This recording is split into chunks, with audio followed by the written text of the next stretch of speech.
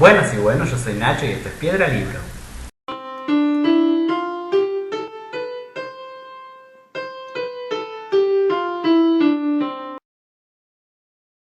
En el video de hoy le hacemos Piedra Libro a Los Padecientes de Gabriel Rolón. Este es un libro que compré por internet, usado. Ya conocía al escritor de nombre porque, como ven, su nombre está grandote en la portada del libro, como en el resto de sus libros también. Eso es algo que en general me genera como una especie de desconfianza, en el sentido de que si el autor es mucho más importante que el título del libro, uno no sabe si está comprando el autor o al libro. Pero bueno, me llamó la atención, estaba la oportunidad de comprarlo, lo compré y la verdad que fue una muy buena inversión porque es un libro que me gustó muchísimo. Gabriel Rolón es un escritor argentino, él es psicoanalista y Los Padecientes es su primer novela. Creo que el resto de sus libros son un poco más técnicos, más referentes a la disciplina a la que él se dedica.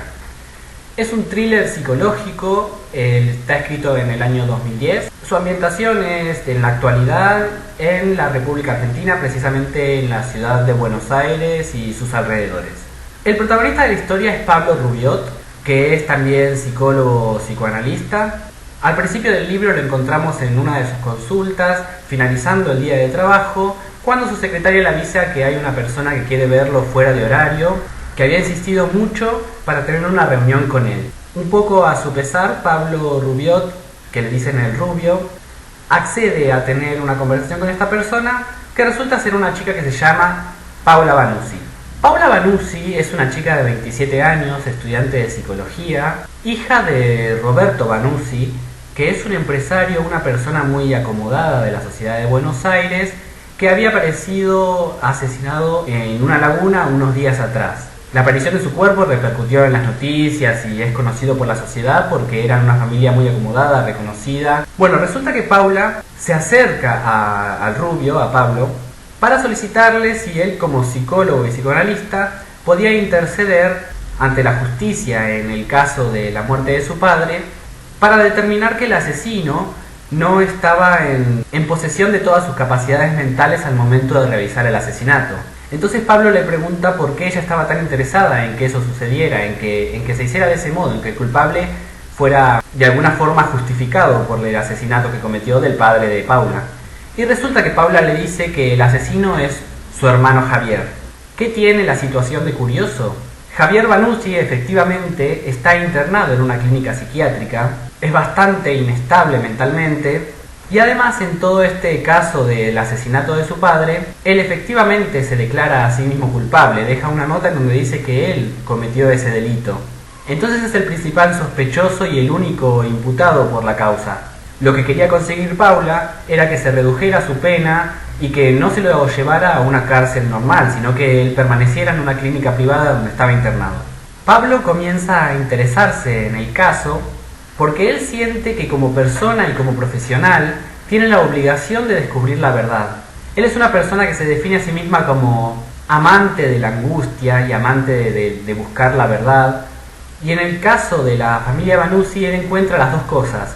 Encuentra a Paula por un lado, que se está haciendo cargo de la situación de su familia, a Javier por otro lado, con su confesión de haber realizado el asesinato y con su situación de salud, y a la hermana más pequeña de los dos, que es Camila, una chica de 13 años, que él siente que, aunque se muestre fuerte y totalmente tranquila, está afectada por lo que sucedió. Entonces en estas tres personas encuentra mucha angustia y algo que para él es fundamental y que es lo que lo lleva efectivamente a interesarse en resolver esta situación.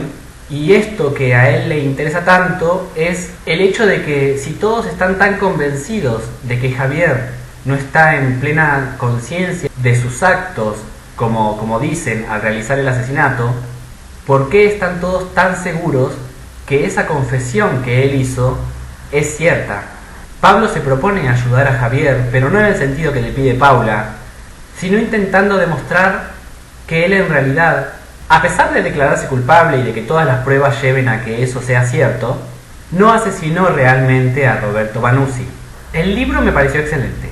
Tiene 338 páginas, está dividido en 4 partes Al finalizar cada una de estas partes hay una pequeña hoja, una o dos hojitas, en donde el narrador cambia y pasa a estar en primera persona en el pensamiento del asesino, del verdadero asesino, que no nos dice quién es en ningún momento. El resto de la obra está narrada por un narrador omnipresente, generalmente siguiendo los pasos de Pablo, pero también a veces desde el punto de vista de su secretaria Elena, que también es una amiga muy íntima de él, y de su amigo José, que también es psicoanalista y profesor de la facultad. El lenguaje me pareció excelente. El libro está escrito de una forma muy criolla, muy argentina, sin dejar de tener un aire neutro, un español más universal, pero la actitud con la que hablan los personajes, el tono de voz que te hace imaginar, y obviamente las situaciones que relata, como por ejemplo que la secretaria esté todo el tiempo tomando mate, o cómo se dirige a Pablo, son situaciones muy argentinas. Yo me sentí muy identificado, o sea, era muy de mi vida cotidiana, y en ese sentido a mí me gustó. Me pareció súper natural, no es forzado de ninguna manera. Ese aire de familiaridad que le quiso dar el autor, que es argentino, a su propia obra. Tiene algo muy interesante que me pareció fantástico. Yo obviamente no conozco a Gabriel Rolón, pero me parece que el personaje de Pablo debe tener mucho del autor, por lo menos a nivel profesional.